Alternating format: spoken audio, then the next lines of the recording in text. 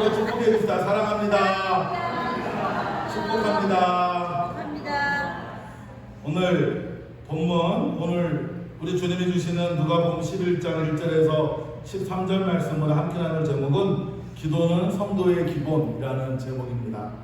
먼저 오늘 예배에 참석한 우리 믿음의 성도들에게 하나님이 주시는 은혜와 평강이 늘 함께 하시길 주의 이름으로 축원합니다. 제가 8월 첫 주에 휴가를 보냈는데요. 수요일날 저녁에 서울에서 부산으로 이제 내려오게 되었습니다. 근데 기억하실지 모르겠지만 그때 부산을 관통하는 태풍이 올 거라는 예보가 있었고 전국적으로 비가 아주 어마어마하게 내리고 있었습니다. 이제 고속도로를 달리고 있는데 제가 고속도로를 좀 빨리 달리는 편인데 앞이 안 보여갖고 속도를 낼 수가 없는 거예요. 그러니까 그냥 죄송합니다. 그냥이라 그래서 운전을 하면서 가는 건 하나도 안 보고 앞에 불빛만 보고 거리를 유지하고 이렇게 안전하게 오고 있었습니다. 그런데 갑자기 우리 교회 집사님 한 분에게 전화가 왔어요. 우리 교회 권사님이 급하게 수술을 하셔야 된다고. 근데 수술이 어떤 거냐고 잠깐 물어봤는데 너무 중요한 수술을 하시는 거예요. 그래서 기도를 좀 해주셨으면 좋겠다. 그래서 고속도로를 막 달리고 앞도 안 보이는데 제가 제일 이제 머릿속에 뭐만 생각이 나겠어요? 빨리 차를 세워야 되겠다.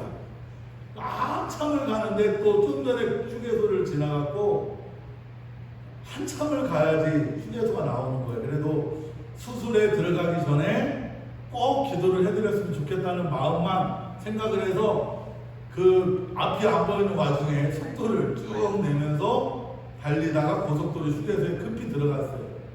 그래서 들어가자마자 큰 트럭들 사이에다 차를 세워놓고 수술을 앞둔 우리 권사님께 기도를 이렇게 해드렸습니다.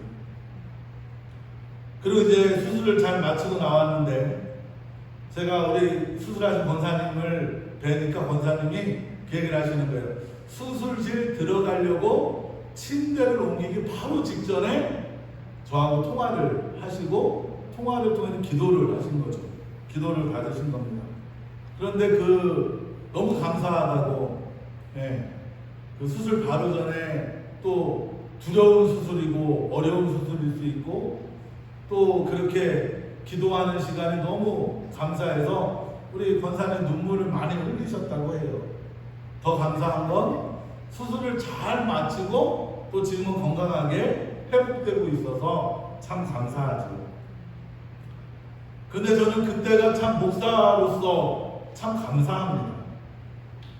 왜냐하면 목회자가 잘하는 게 뭐가 있겠습니까?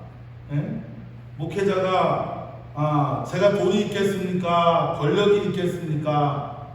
제가 잘하고 또 누군가를 도울 수 있는 게 아마 기도가 아닌가 싶습니다. 그래서 저는 저 나름대로 기도 부탁을 받으면 참 감사합니다. 제가 목사로서 제일 많이 받는 부탁도 기도 부탁입니다. 기도해 주세요. 사업을 하는 사람은 사업을 위해, 공부하는 사람은 공부를 위해, 건강이 좋지 않은 사람은 건강을 위해, 또 계획이 있는 사람은 그 계획을 위해 기도해 달라고 합니다.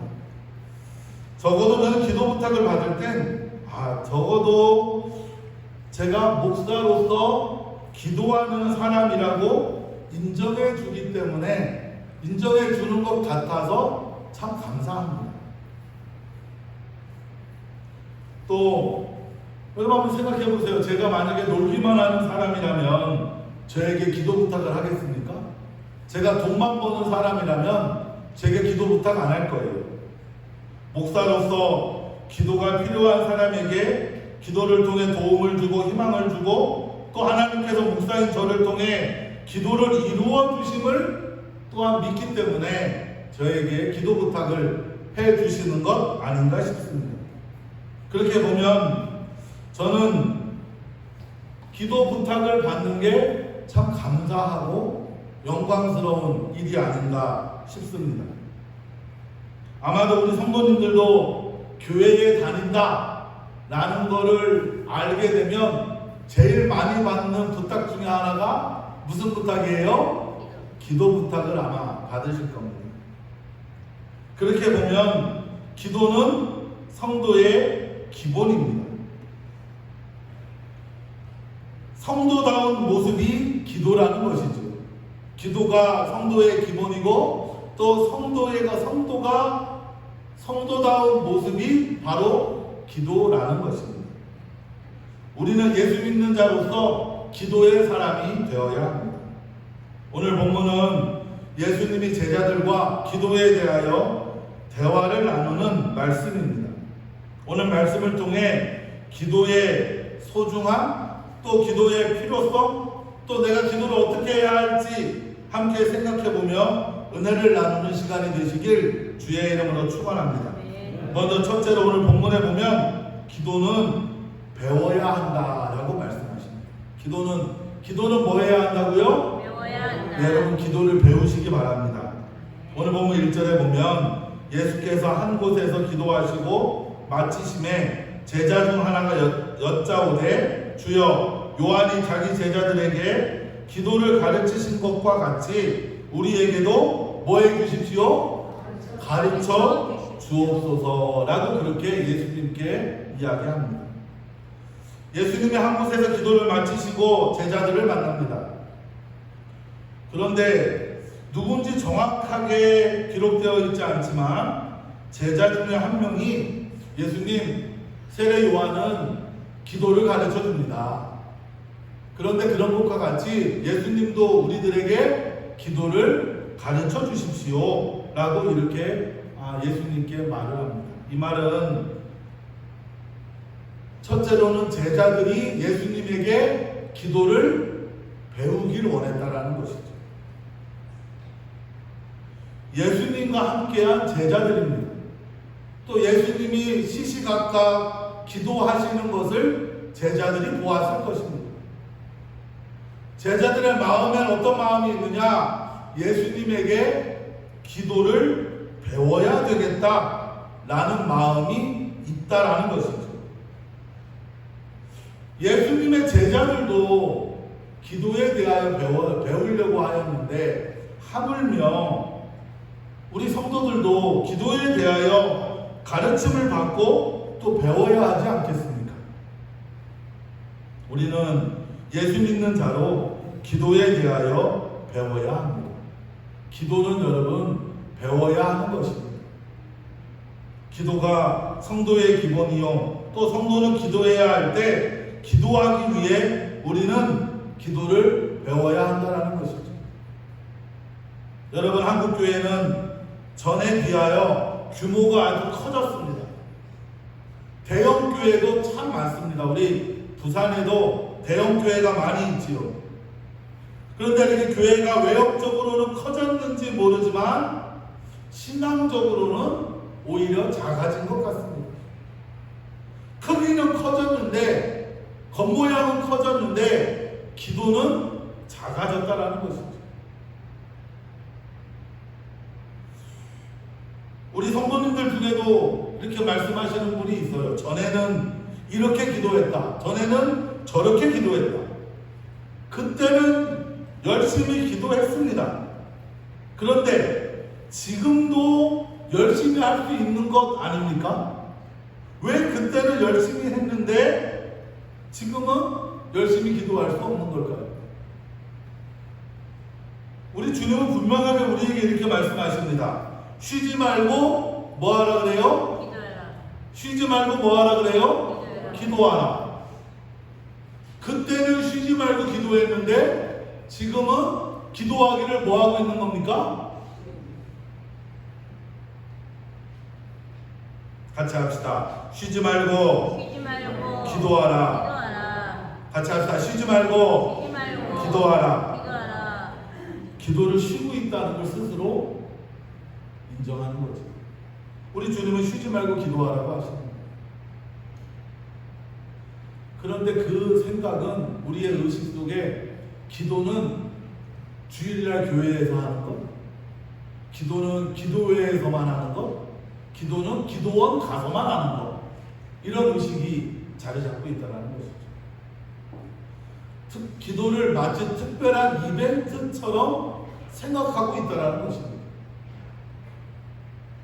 그런데 여러분, 우리가 기도에 대하여 배움에 기도를 배워야 한다라는 것의 시작은 쉬지 말고 뭐 해야 한다? 기도해야 한다. 기도는 쉬지 않고 해야 한다는 것이죠. 기도는 어떤 특별한 때에 어떤 특별한 장소에서만 하는 것이 아닙니다. 여러분, 기도는요, 우리가 살아가는 모든 순간에 기도해야 합니다. 이불 속에서도 뭐 해야 돼요?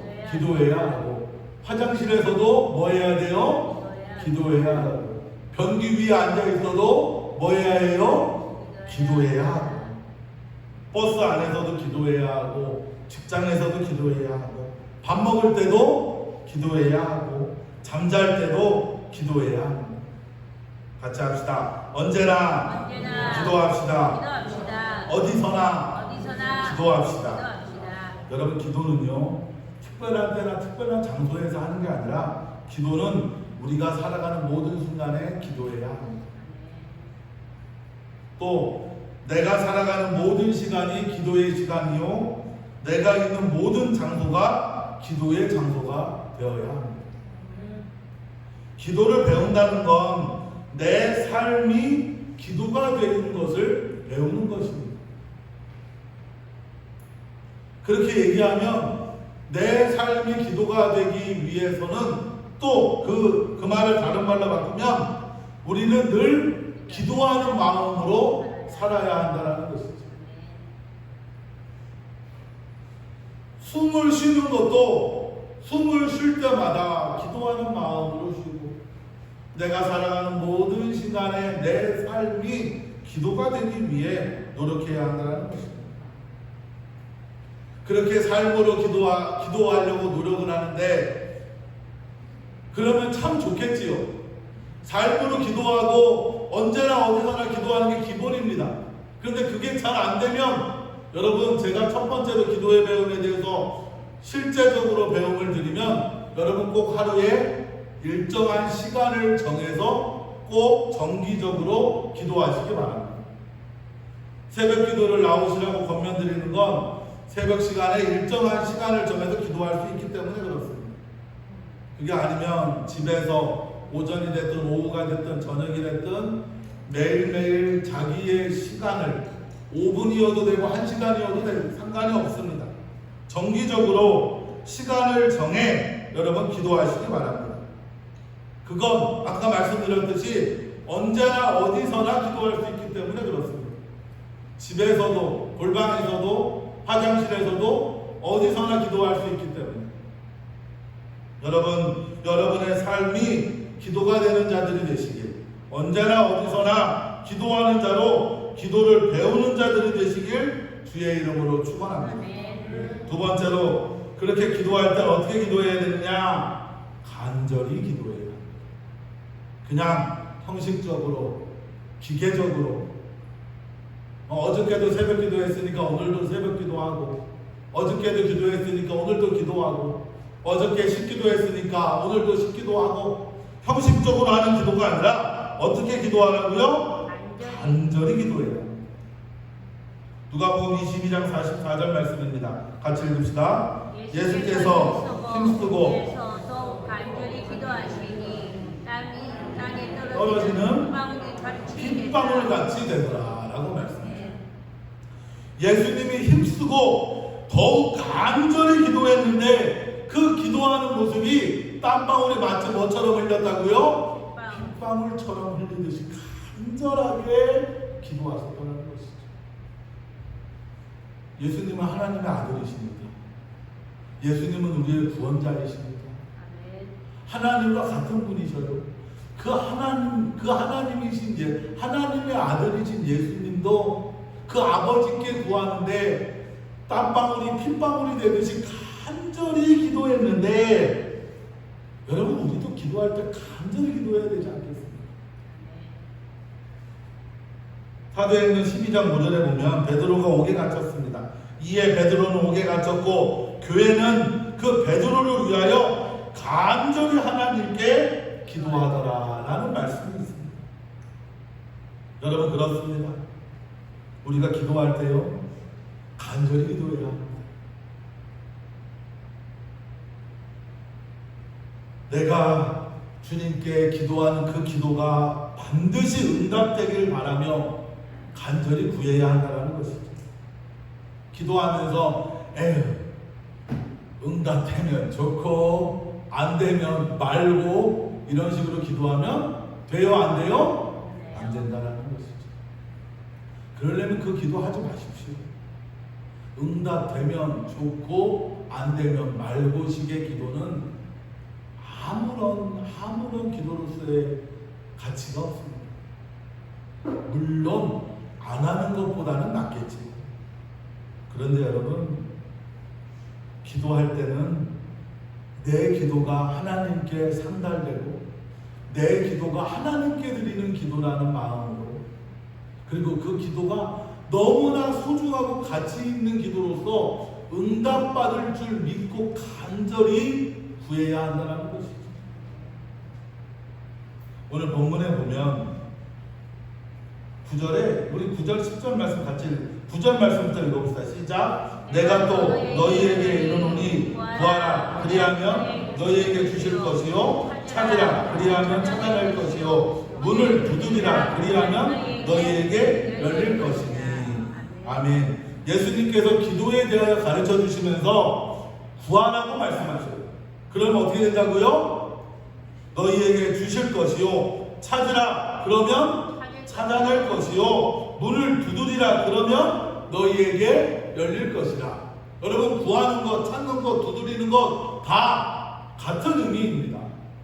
다 같은 기도의 의미예요. 구하는 것도 기도요, 찾는 것도 기도요, 두드리는 것도 뭐예요? 기도입니다. 근데 예수님이 구하라, 찾으라, 두드리라라고 3번을 말씀하시는 건 그만큼 간절하게 기도해야 한다는 것이죠. 그렇게 구하고 찾고 두드리면 어떻게 되느냐? 10절 말씀 크게 같이 읽어봅시다. 구하는 이마다 받을 것이요 찾는 이는 찾아낼 것이요 두드리는 이에게는 열릴 것이다. 아멘. 믿으십니까? 믿으십니까? 예수님은요 구하고 찾고 두드리라 말씀하시는 거예요. 그만큼 간절하게 기도하라는 것이죠. 여러분 간절하게 기도하고 계십니까? 여러분 얼마나 간절히 기도하고 있습니까? 우리가 기도할 때 되면 되고 안 되면 말고 응답 받으면 되고 안 돼도 말고 하는 식의 기도를 하고 있진 않으십니까? 여러분 정말 간절한 마음으로 내 기도의 소원이 이루어질 때까지 정말 눈물로 하나님을 붙잡고 간절함으로 기도해야 하지 않겠습니까? 우리 이런 분들 계셔. 나 전에는 젊었을 때는 나 전에는 정말 간절히 기도했는데 요즘은 그게 안 된다 하셔요. 왜요? 왜 전에는 내 기도가 응답되길 정말 간절히 구했는데 지금은 뭐 응답 안 돼도 된다라는 마음으로 기도하는 것 아닙니까? 전에는 산에 올라가서 소나무 뿌리를 뽑을 것처럼 막 간절히 기도했는데 지금은 그 간절함이 사라진 것 아닙니까?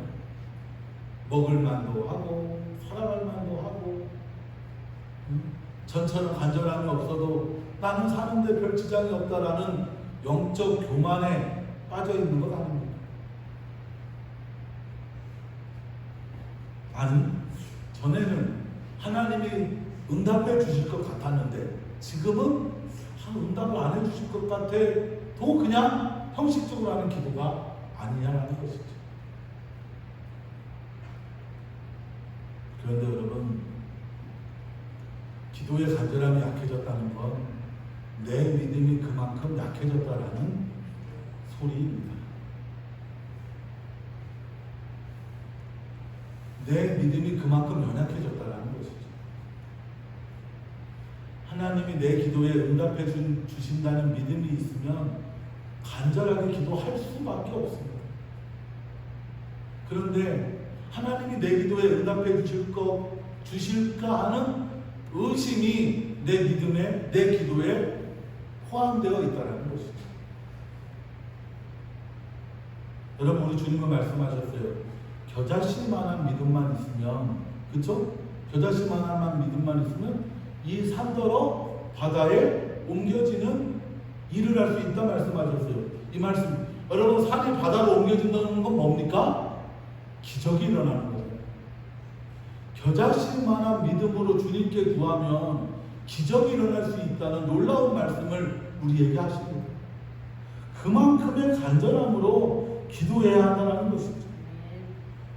겨자씨만한 믿음으로만 기도해도 기적이 일어나고 세상이 바뀐다라는 거예요. 여러분, 산이 바다로 옮겨지면 세상이 바뀌는 것 아닙니까? 겨자씨만한 믿음만 있으면 세상이 바뀐다는데, 내 기도에 주님이 반드시 응답해 주심을 믿고 간절히, 아니 겨자씨만한 믿음이라도 갖고 여러분 기도해야 하지 않겠습니까? 오늘 기도의 간절함을 회복하시기 바랍니다. 같이 합시다. 기도의 간절함을 회복합시다. 여러분, 내 기도가 반드시 응답됨을 믿고 간절히 기도하는 저와 여러분이 되길 주의 이름으로 축원합니다. 마지막 세 번째로 여러분, 우리 주님은 기도하는 자에게 성령을 주신다라고 말씀하십니다. 같이 합시다. 기도하는 자에게 성령을 주십니다. 기도하는 자마다 받게 되고 찾는 자마다 찾게 되고 두드리는 자마다 열리게 될 줄 믿습니다. 믿습니다. 이게 기도의 법칙이지요. 그런데 우리 주님은 이렇게 간절히 기도하면 우리의 기도에 응답해 주십니다. 그런데 그 응답에 아주 놀라운 원리가 있습니다. 자, 우리 11절, 12절, 13절 말씀 천천히 읽읍시다. 너희 중에 악이 된 자로서 누가 아들이 생선을 달라 하는데 생선 대신에 뱀을 주며 알을 달라 하는데 견과를 주겠느냐. 너희가 악할지라도 좋은 것을 자식에게 줄 줄 알거든 하물며 너희 하늘 아버지께서 구하는 자에게 성령을 주시지 않겠느냐 하시니라. 아멘. 아니, 아들이 생선을 달려면 정가를 안 주고 생선을 준다고 말씀하시고, 또 생선을 달라고 뱀을 안 주고 생선을 줄 거고, 알을 달라고 하면 정가를 안 주고 알을 주거나 더 좋은 걸 줄 텐데, 갑자기 우리 하나님이, 우리 주님 예수님이 너희가 하나님께 구하면 뭘 주신다 그래요? 성령을. 뭘 주신다 그래요? 성령을. 갑자기 왜 성령을 주신다 그래요? 건강을 주시거나 돈을 주시거나 먹을 것을 주시거나 이런 거 그냥 너가 기도하면 다 응답해 준다 하면 될 텐데, 왜 갑자기 우리 주님은 성령을 주신다 하셨을까? 같이 합시다. 우리에게, 아니 다시 합시다. 성도에게 성령은 가장 좋은 것입니다. 믿으십니까? 아멘. 왜냐하면요, 여러분, 성령은요 우리를 하나님의 자녀 되게 해주시기 때문에 그렇습니다. 하나님은 우리의 아버지이시죠. 하나님은 우리의 아버지이시죠. 아버지이신 하나님이 우리의 기도를 외면할 리가 없지요. 간절히 구하는데 주지 않겠습니까? 응답해 주시지 않겠습니까? 그런데 그 응답에 내가 구하면 찾게 되고, 구하면 받게 되고, 찾으면 찾게 되고, 문을 두드리면 열리게 될 줄 믿습니다. 그런데 그 기도 응답에 제일 좋은 게 뭐냐? 하나님이 가장 좋은 것으로 우리에게 주실 텐데, 가장 우리에게 좋은 게 뭐냐? 바로 성령을 주시는데, 왜 우리에게 성령이 가장 좋은 것이냐? 먹을 것보다, 입을 것보다 성령이 가장 좋은 거냐? 성령은요 우리를 하나님의 자녀 되게 하기 때문에 그렇습니다. 성령님은 우리를 하나님의 자녀로 살아갈 수 있게 해줘요. 가장 아주 간단한 걸로 내가 하나님의 자녀구나, 내가 하나님의 사람이구나, 내가 예수 믿는구나 라는 것을 알게 해주시는 분이 누구냐? 누구시겠어요? 성령님이시죠. 또 성령님은 우리가 하나님의 사람으로, 하나님의 백성으로 세상을 살아가는 힘과 능력을 주시는 분도 누구셔요? 성령님이시죠. 그래서 우리는 우리 성도들에게 가장 큰 선물이 무엇이냐? 성령이라는 것이죠. 우리 같이 합시다. 기도하면 성령을 주십니다. 성령으로 하나님의 자녀가 됩니다. 그럼 반대로 기도하지 않으면 성령을 주실까요? 안 주실까요? 아니, 기도하면 성령을 주시면, 기도하지 않으면 성령을 안 주시면, 그럼 성령은 하나님의 자녀로 살게 해주시는데 성령이 없으면 하나님의 자녀로 살 수 있어요? 없어요? 없죠. 이 세상을 살아갈 힘과 능력을 주신다 그랬는데, 성령님이 이 세상을 살아갈 힘과 능력을 주신다 그랬는데, 기도하지 않으면 성령님이 함께하지 않고, 그러면 이 세상을 살아갈 힘과 능력을 갖게 됩니까? 못 갖게 됩니까? 못 갖게 되는 것이죠.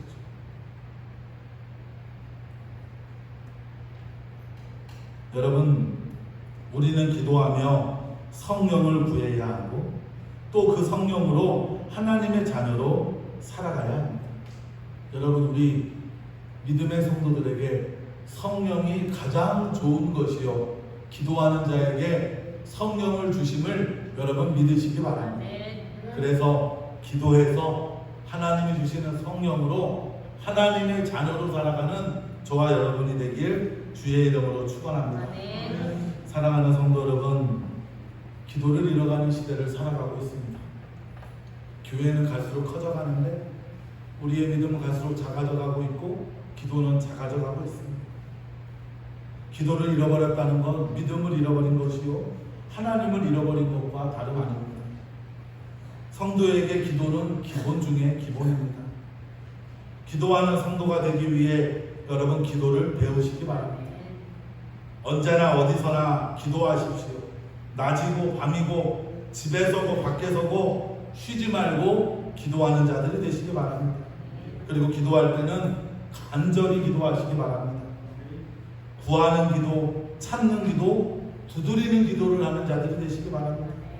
그리고 기도하는 자에게 우리 주님은 성령을 주십니다. 성령은 우리를 하나님의 자녀로 살아가게 하며 세상을 이길 힘과 능력을 주십니다. 오늘 저도 여러분도 기도의 사람으로 성령을 받아 하나님의 자녀로 살아가시길 주의 이름으로 축원합니다. 기도하겠습니다. 좋으신 하나님, 참 감사합니다. 오늘 말씀 가운데 귀한 깨달음을 받게 하시고 또 주님의 말씀으로 은혜 받게 하심에 감사드립니다.